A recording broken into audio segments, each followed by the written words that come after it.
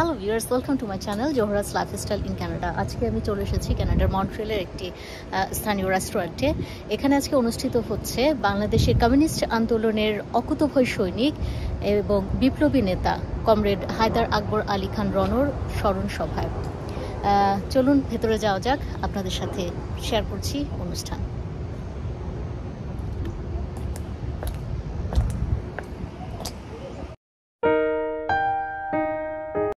বাংলাদেশের কমিউনিস্ট আন্দোলনের অকুতোভয় সৈনিক, বিপ্লবী নেতা, বিশিষ্ট মার্ক্সবাদী তাত্ত্বিক ও লেখক, বাংলাদেশের কমিউনিস্ট পার্টি সিপিবির কেন্দ্রীয় কমিটির অন্যতম উপদেষ্টা, মহান স্বাধীনতা ও মুক্তিযুদ্ধের অন্যতম সংগঠক, বীর মুক্তিযোদ্ধা, বাংলাদেশের অন্যতম একজন নির্লোভ রাজনৈতিক ব্যক্তিত্ব কমরেড হায়দার আকবর খান রনর মৃত্যুতে ৯ জুন কানাডার মন্ট্রিয়েলে স্থানীয় ক্যাফে রয়্যাল রেস্টুরেন্টে অনুষ্ঠিত হয় নাগরিক শোকসভা।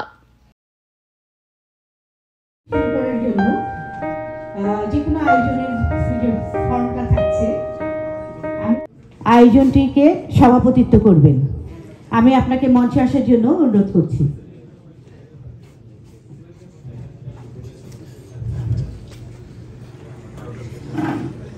অনুষ্ঠানের শুরুতে কমরেড রনর প্রতি শ্রদ্ধা জানিয়ে ১ মিনিট নীরবতা পালন করা হয়।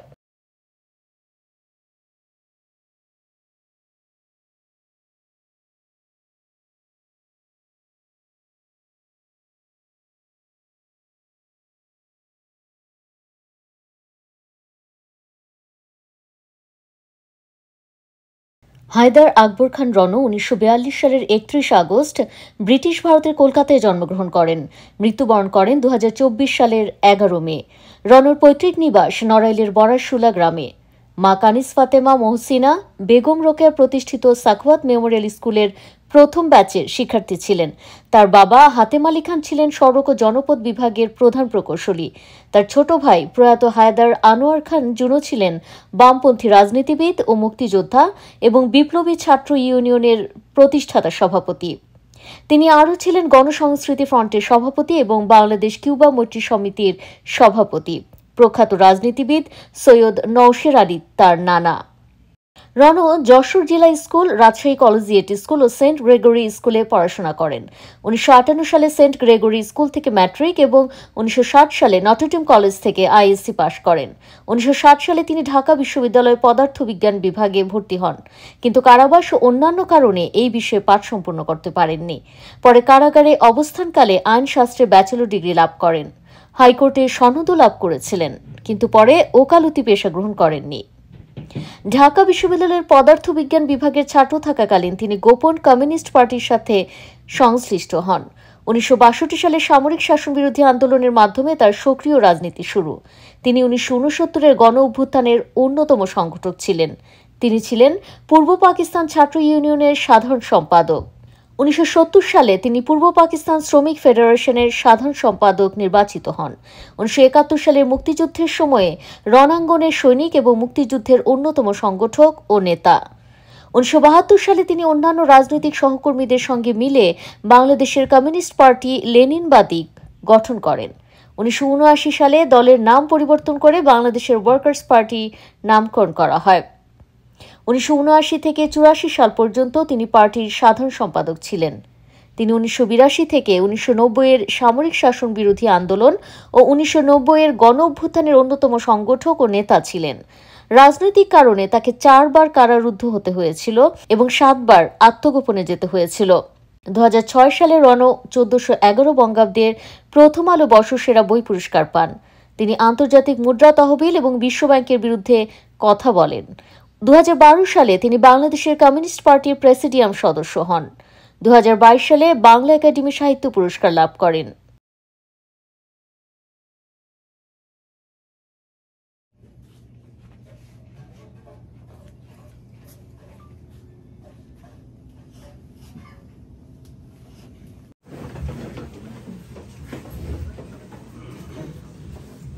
আমরা করব জয় গান দিয়ে হয় অনুষ্ঠানের শুভ সূচনা। নাগরিক শোকসভায় কমরেড রনকে গভীর শ্রদ্ধা ভরে স্মরণ করেন মুক্তিযোদ্ধা, সমাজসেবক, কবি, সাহিত্যিক, সাংবাদিক, সামাজিক, রাজনৈতিক, সাংস্কৃতিক ব্যক্তিত্ব সহ সমাজের সব স্তরের মানুষ। বক্তারা জানান, কমরেড রণ শ্রমিক শ্রেণীর মুক্তির লড়াইয়ের পথপ্রদর্শক। দুর্বৃত্তায়িত রাজনীতির বিপরীতে আদর্শের ঝান্ডা তুলে ধরে শ্রমিক শ্রেণীর মুক্তির লড়াইয়ে তিনি সামনের কাতারে থেকে নেতৃত্ব দিয়েছেন। শ্রমিক শ্রেণীর মুক্তির জন্য তিনি গোটা জীবন উৎসর্গ করেছেন। নীতি ও আদর্শের প্রশ্নে তিনি কখনোই আপোস করেননি। তার বিপ্লবী জীবন শ্রমিক শ্রেণীর মুক্তির লড়াইয়ের পথ দেখাবে।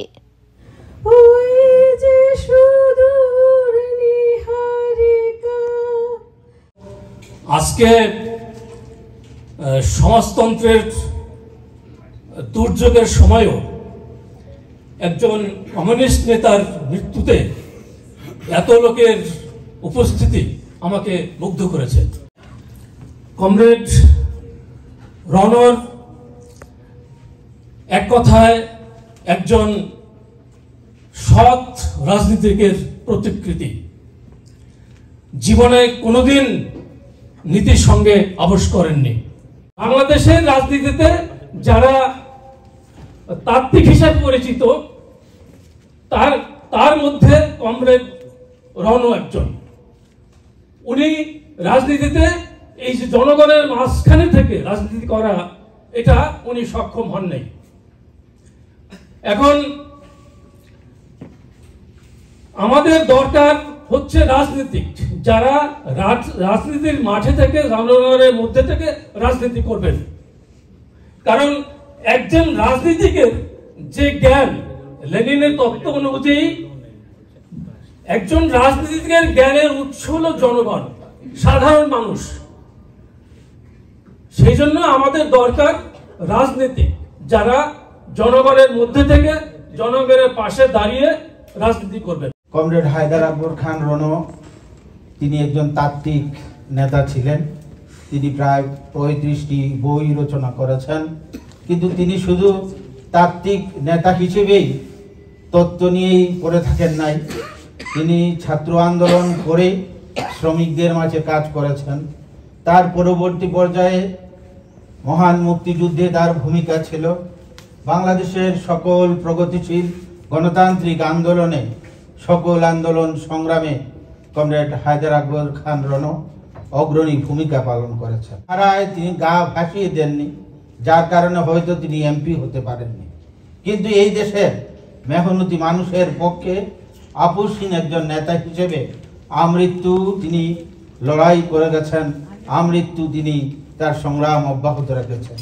মৃত্যুর আগ মুহূর্ত পর্যন্ত তিনি বাংলাদেশের কমিউনিস্ট পার্টির উপদেষ্টা মণ্ডলীর সদস্য হিসেবে দায়িত্ব পালন করেছেন। রাজনীতির সফলতা কি মন্ত্রী হওয়া কিংবা পার্লামেন্ট সদস্য হওয়া? নিশ্চয়ই না। যে কারণেই রণ ভাই ফিজিক্সের ছাত্র হওয়া সত্ত্বেও স্বাধীনতা মুক্তিযুদ্ধে অংশগ্রহণ করেছেন, শ্রমিক রাজনীতি করেছেন এবং আমার আগের বক্তা বলেছেন প্রায় 30-35টা বই, এমনকি ফিজিক্সের দূরবোধ্য বিষয় কোয়ান্টাম তত্ত্ব নিয়েও ওনার বই আছে। এবং যখন একসময় ঢাকা বিশ্ববিদ্যালয়ে বা তার পরবর্তী রাজনীতিতে সবাই যখন মেনন এবং রণ এই দুইটি নাম পাশাপাশি উচ্চারণ করত, যখন তার সাথে মেনন যখন আওয়ামী রাজনীতিতে প্রবেশ করে, মন্ত্রী হয়েছে, সংসদ সদস্য হয়েছে, সেইখানে তিনি সেই অংশগ্রহণ করেননি। কিন্তু যেই আদর্শে, যেই অংশটাতে তার সবসময়ই জনগণ ছিল। জনগণ ছাড়া একজন মানুষ এতগুলি বই লিখতে পারে না। শুধুমাত্র তার শুধু বাম রাজনীতিই না, পলাশী থেকে আরম্ভ করে স্বাধীনতা যুদ্ধ, তারপরে ধনী শহর থেকে গ্রামের গরিবরা জোট বাঁধো, অসংখ্য বইগুলো যদি দেখা যায় তাহলে কোনোভাবেই তিনি জনবিচ্ছিন্ন ছিলেন না। তাছাড়া তার জীবনের একটা বিশাল অংশ উনি প্রায় অকেজ ছিলেন, অসুস্থ ছিলেন, চোখে দেখতে পারতেন না, কাউকে ডেকে ওনাকে বলতে হতো সেই বইগুলো লিখতে। এই অর্থে আমি মনে করি রণ একজন আদর্শ এবং লাইট হাউস আমাদের সবার জন্য। বিভিন্ন তাত্ত্বিক বিষয়গুলো নিয়ে বাংলাদেশের কমিউনিস্টদের মধ্যে যে সমস্ত দ্বন্দ্বগুলো ছিল, সে সমস্ত দ্বন্দ্বের কারণের জন্য যদিও আমরা মাস পিপুলের সঙ্গে যেতে পারিনি, তার মধ্যে সবচেয়ে বড় যে কারণটা তা হলো অধিকাংশ কমিউনিস্টে আসলে রেভলিউশনারি চিন্তা করত। এবং সেটা করতে গিয়ে অধিকাংশ কমিউনিস্টরাই তারা তখন মূলত নির্বাচনে অংশ নিতে চাইতো না। আর এই না চাওয়ার জন্য যদিও আমাদের জনগণের সঙ্গে অত্যন্ত গভীর সম্পর্ক ছিল, এটা মোটেই ঠিক না যে আমাদের সঙ্গে জনগণের সম্পর্ক ছিল না। আমরা গ্রাম অঞ্চলে গরিবের কৃষকের ঘরে গিয়ে থাকতাম, সেখানে তাদের সঙ্গে সংগ্রাম করতাম, তাদের সঙ্গে আলোচনা করতাম, তাদেরকে রাজনৈতিক শিক্ষায় এবং দেশের অর্থনৈতিক অবস্থা, রাজনৈতিক অবস্থা সেগুলো ব্যাখ্যা দিয়ে তাদেরকে আমরা মোটামুটিভাবে শিক্ষিত করার চেষ্টা করতাম, তারা যেন বুঝতে পারে যে আসলে কমিউনিজমটা কি। আজ পৃথিবীর 90% লোক এখনো তারা জানে না যে কমিউনিজম কি। এই যে সমস্যাটা আমাদের ছিল, আর আমাদের বিরুদ্ধে যে প্রতিরোধটা ছিল সরকারের পক্ষ থেকে বা শোষক শ্রেণীর পক্ষ থেকে, তার সাংস্কৃতিক, রাজনৈতিক, অর্থনৈতিক সব ধরনের, এবং এখনো তা আছে। এটা 71-এর আগেও যেমন ছিল, 71-এর পরেও ছিল, কখনো এটা বন্ধ হয়নি, হয়তো তার রূপ পাল্টাইছে। আমি ওনার মৃত্যুতে গভীর শোক ও শ্রদ্ধা জানাচ্ছি। আর একটা কথা শুধু বলবো, বাংলাদেশ একজন অসাম্প্রদায়িক চেতনার দিককে আগালো। রণদাকে আমরা যেভাবে কমরেড হিসেবে আখ্যায়িত করি, কিন্তু আমি মূলত ওনাকে চিনি একজন সাহিত্যিক, সাহিত্যবোদ্ধা, একজন লেখক হিসাবে। ধরেন আত্মার যে জাগ্রত বা আমরা যেটা ভালো মনে করি সেটা তো বলতে পারি, হয়তো কলাম লিখি, কেউ হয়তো ব্লগিং করি, কেউ হয়তো লেখি। তাকে মন্ত্রী হয়নি বা তার হয়তো রাজনীতিকে নিয়ে অনেকের হয়তো বিমর্ষা রয়েছে, কিন্তু তার এই লেখক সত্তাকে আমরা শ্রদ্ধা জানাতে পারি সবার মধ্যে থেকে। আমরা একজন লেখককে পেয়েছি, এইটুকুই আমরা জানি যে বাংলাদেশে যে যেখানেই থাকি না কেন, ওনার যে শতাব্দী পেরে যে আত্মজীবনী, আমার মনে হয় এটা পড়া উচিত। উনি হয়তো রাজনীতি করে জীবনে কোনো কিছু পান নাই, তবে উনি গণমানুষের জন্য কাজ করে গিয়েছেন। উনি কি রাজনীতি ছিলেন সেটা বড় কথা না, সর্বোপরি উনি একজন ভালো লোক, ভালো ব্যক্তি, গুণী ব্যক্তি। উনি শোষণের বিরুদ্ধে রাজনীতি করে গিয়েছেন। হয়তো ওনার লোভ ছিল না কোনো মন্ত্রিত্ব পাওয়ার, কোনো পার্লামেন্ট সদস্য হওয়ার। উনি কাজ করে গিয়েছেন জনগণের জন্যই। উনি ছিলেন গণমানুষের নেতা। আমি যতদূর জানি উনি একজন মুক্তিযুদ্ধের সংগঠক এবং মুক্তিযোদ্ধা। উনি স্বাধীনতা আন্দোলনে অনেক অবদানও রেখেছেন। প্রকৃত অর্থে দেশে হায়দার আকবর খান রণর মতো নেতা তৈরি হওয়া প্রয়োজন, তাকে অনুকরণ করা প্রয়োজন, দেশপ্রেমিক নেতা প্রয়োজন। প্রতিনিয়তই বেড়ে যাচ্ছে, সেখানে এরকম বাংলাদেশের কমিউনিস্ট আন্দোলনের অকুতোভয় সৈনিক, বিপ্লবী নেতা কমরেড হায়দার আকবর খানের রণর মতো ওনার যে জীবনী, ওনার যে উনি যে রকম যে কাজ করে গেছেন, সেটা যদি আমাদের যারা সিনিয়র আছেন তারা, অথবা যারা তার সাথে কাজ করেছেন বা কোনো অভিজ্ঞতা আছে, সেগুলো যদি শেয়ার করেন আমাদের সাথে, তাহলে এই বর্তমান প্রজন্ম এবং ভবিষ্যৎ প্রজন্ম তার সম্পর্কে জানবে এবং তার কাছ থেকে অনুপ্রেরণা পাবে, অনুকরণ করতে পারবে এবং শিখবে আসলে জীবন বোধ, জীবনের সংগ্রাম কেমন হবে, জীবনে আসলে কিভাবে চলা উচিত, চিন্তা ভাবনা সবকিছুর ক্ষেত্রেই আসলে সেটা প্রভাব ফেলবে বলে মনে হয়। ধন্যবাদ সবাইকে। একজন মানুষ মরে গেছে, এসব প্রার্থনা করি। একজন মানুষ শোকে পরিণত, এসো স্মৃতিগুলি ধরি। একজন মানুষ কথা বলে না, অথচ সকলে শোকের কথা বলি। একজন মানুষ মরে বেঁচে গেছে, বেঁচে তারা মৃত্যুর পথে চলি।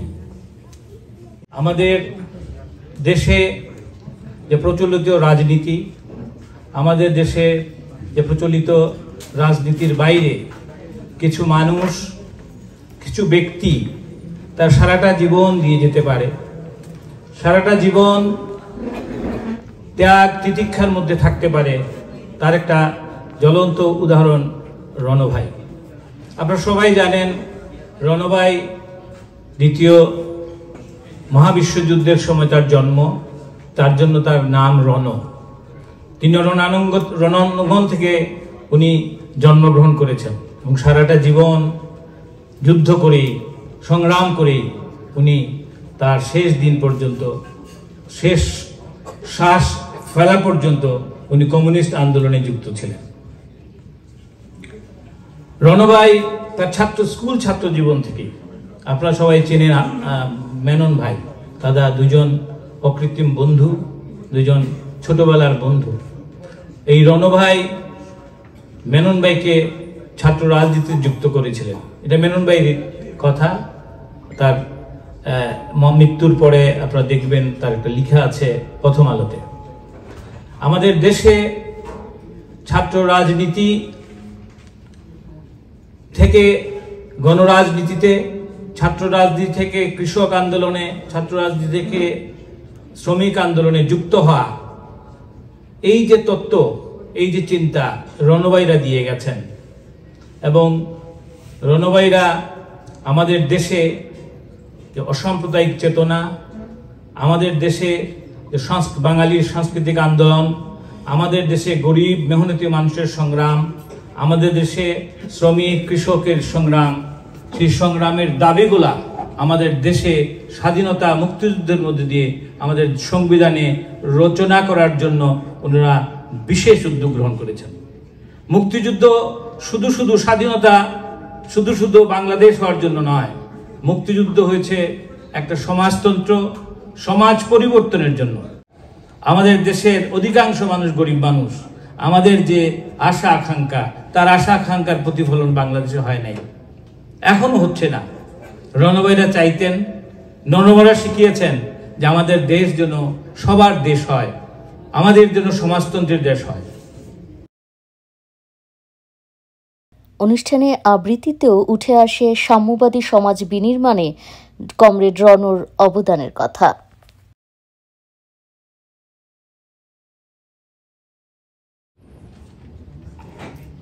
আমাদের সমাজে দুটি জাত আছে, হিন্দু মুসলমান, বৌদ্ধ খ্রিস্টান নয়, বাঙালি বিহারি ইংরেজি নয়, মাত্র দুটি জাত আছে এই সমাজে, গরিব আর বড়লোক, শোষিত আর শোষক, মজলুম আর জালেম।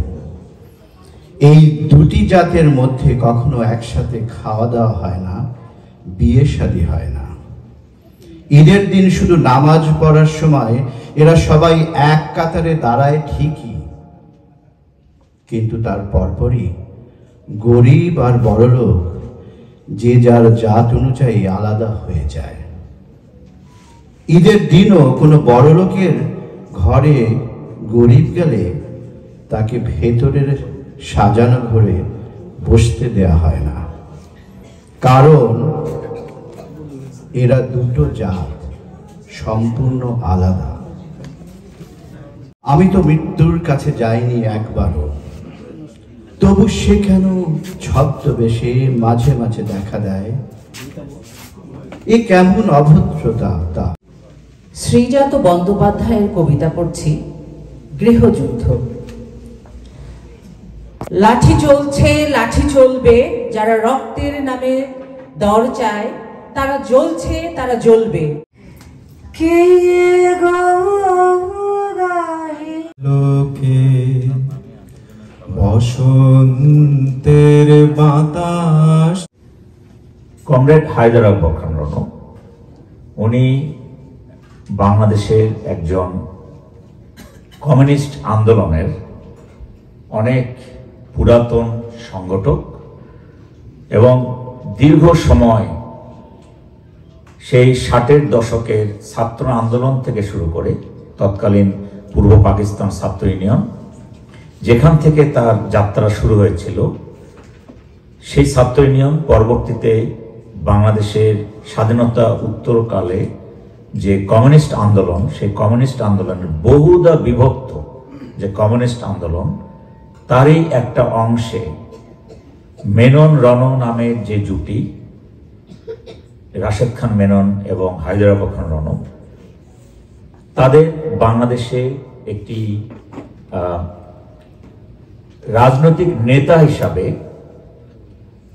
একটা সুনাম ছিল।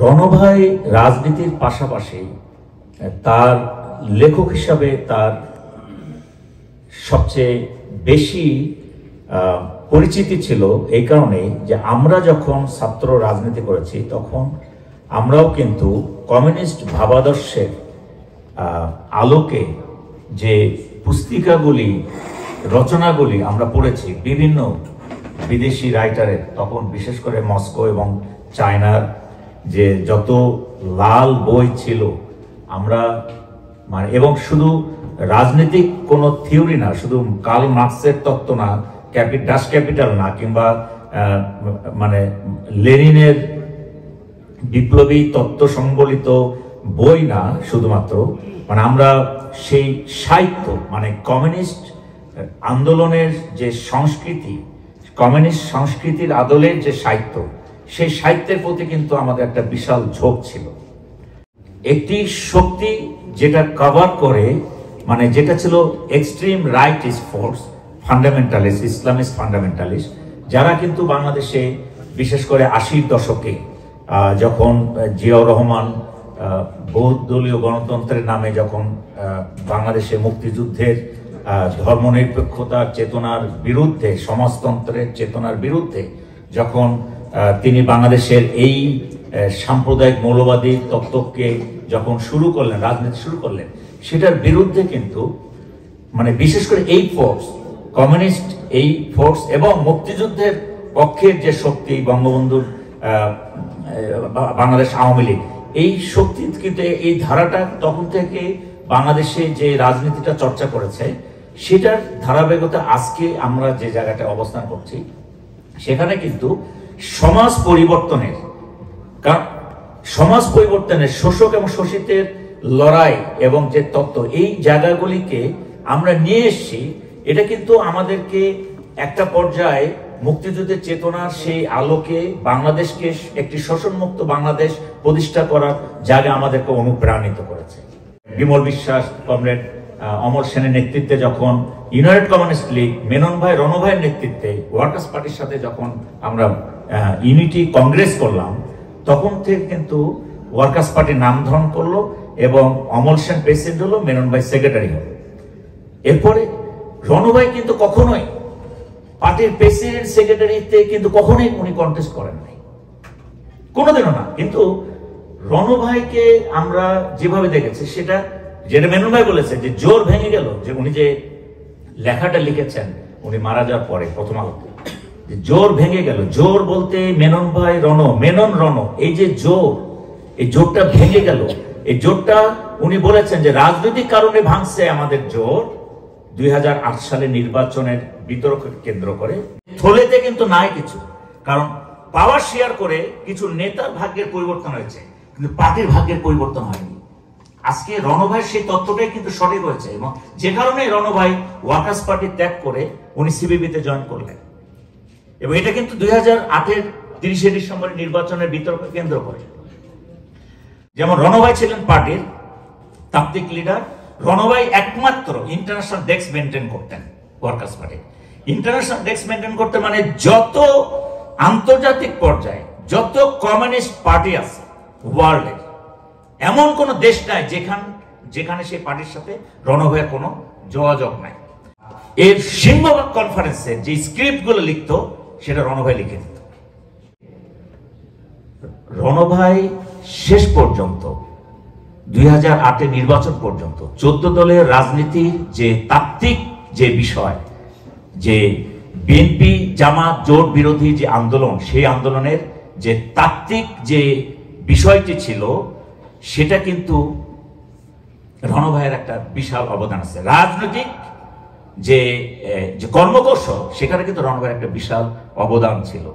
কিন্তু উনি চান নাই যে পার্টিটা একটা বিরোধ দলের সাথে ক্ষমতা শেয়ার করে পার্টিটা ক্ষতিগ্রস্ত হোক, এটা তার রাজনৈতিক ইয়া ছিল। কিন্তু সেই প্রেক্ষাপটে আমাদের হয়তো মেজরিটি মনে করেছে যে না, আওয়ামী লীগের সাথে থেকেই জামাত বিরোধী মুভমেন্টে 4 দলীয় জোটের যে আন্দোলনের ফসল, সেটা আমরা এইভাবেই যাব আর কি, এই একটা বিতর্কের মাধ্যমে চলে গেছেন।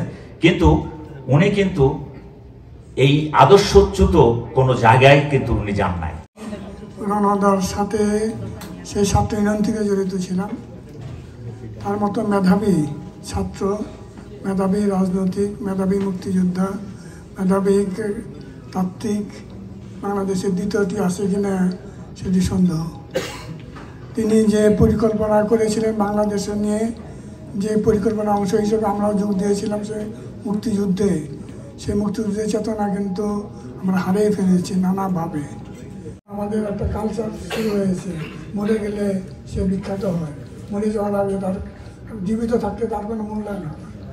রণদার মতো মানুষ বাংলাদেশে সমর্থিত হয় নাই, রাষ্ট্রভাবে হয় নাই।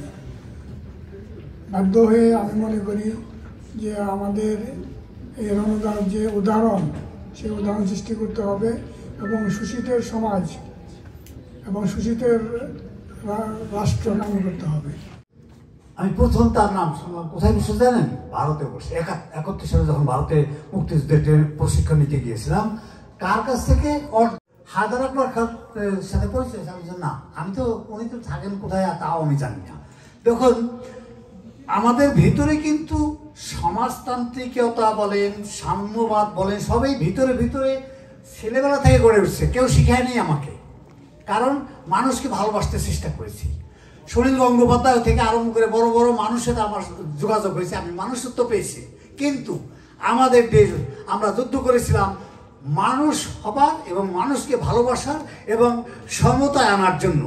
স্বাধীন হয়েছি, আমি শেষ করবো, বুঝতে পারেন না, আমরা শুধু তো স্বাধীনতা চাইনি, আমরা চেয়েছিলাম মানুষের সম্পর্ক সৃষ্টি হোক, মানুষ মানুষকে বল, হিন্দু মুসলিম খ্রিস্টান বৌদ্ধ ধর্ম বর্ণ নির্বিশেষে আমরা মানুষ সবার উপরে। সেই কাজটা হয় না এই বাংলাদেশে। আমাদের এখানে শুধু যে ধনী গরিবের শোষণ করতেছে তা না। নাগরিক শোক সভার সভাপতিত্ব করেন মুক্তিযুদ্ধের গবেষক ও লেখক তাজুল মোহাম্মদ। আইয়ুবের কালো দশক 1958 সালে সামরিক শাসন জারি হওয়ার পরে এই দেশে রাজনীতি ছিল না, দল ছিল না, সংগঠন ছিল না।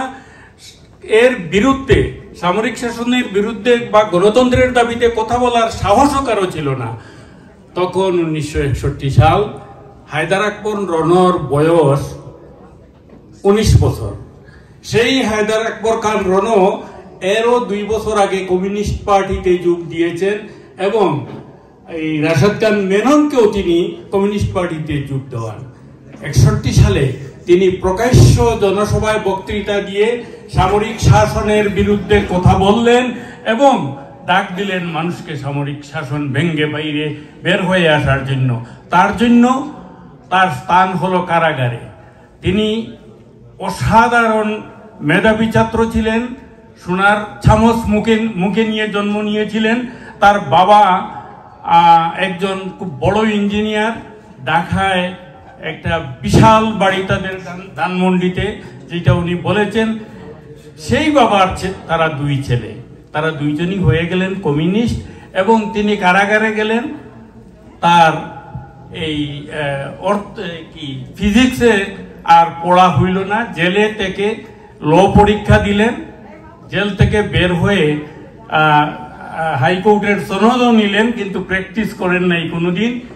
কমিউনিস্ট পার্টি তাকে বলল 1966 সালে। এর আগে 1963 থেকে 65 পর্যন্ত তিনি বাংলাদেশ পূর্ব পাকিস্তান ছাত্র ইউনিয়নের সাধারণ সম্পাদক ছিলেন।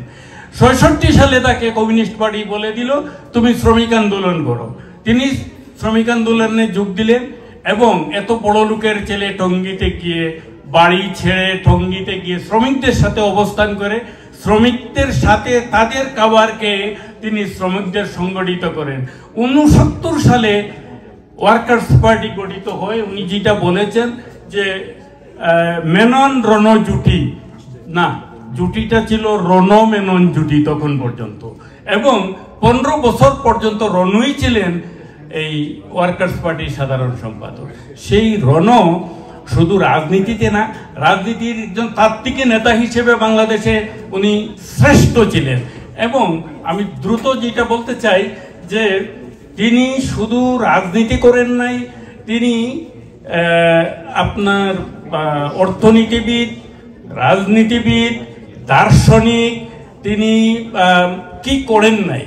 এবং আমি অন্যভাবে এখন আর ব্যাখ্যা করতে যাব না, আমি শুধু বলবো যে তার যে লেখা বইগুলো আমি 38টা পর্যন্ত বই আমি জানি, সবটি যে পড়ছি তা না, কিন্তু বইয়ের নামগুলো যদি আপনারা শুধু নামগুলো শোনেন তাইলেই ওনার জ্ঞানের গভীরতা সম্পর্কে একটা ধারণা নেওয়া সম্ভব হবে। কথাগুলো অনেক বলা হয়েছে যে উনি ক্ষমতার রাজনীতি করেন নাই, এমপি মন্ত্রী হন নাই, এমপি হওয়ার মন্ত্রী হওয়ার ডাক উনি পেয়েছেন, উনি সেই প্রলোভনে পড়েন নাই। উনি কিন্তু উনি সারা জীবন এই শোষিতের রাজনীতি করে গেছেন। আমাদের যেটা কথা সেইটা হচ্ছে যে সেই যে শোষিতের রাজনীতি, শোষিতের জীবনের মান উন্নয়নের জন্যে কাজ করা, সেইটাই হচ্ছে আজকের জীবনের মূল কথা। গানে, কবিতায়, ছন্দে সাজানো শোকগাথায় অনুষ্ঠান ছিল কানায় কানায় পরিপূর্ণ। কমরেড রণর প্রতি শ্রদ্ধা জানিয়ে সঙ্গীত পরিবেশন করেন স্থানীয় শিল্পীরা।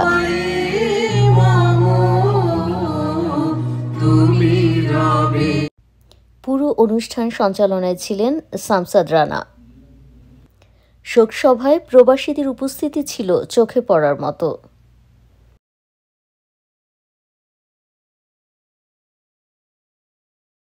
মুক্তিযুদ্ধ পরবর্তী সময়েও সামরিক স্বৈরাচারী শাসনের বিরোধিতা এবং ধনতান্ত্রিক বুর্জোয়া শাসনের বিপরীতে একটি সাম্যমুখী সমাজতান্ত্রিক বাংলাদেশ বিনির্মাণের লড়াইয়ে কমরেড রণর রাজনৈতিক ভূমিকা দেশের জাতীয় ইতিহাসের অংশ হয়ে থাকবে।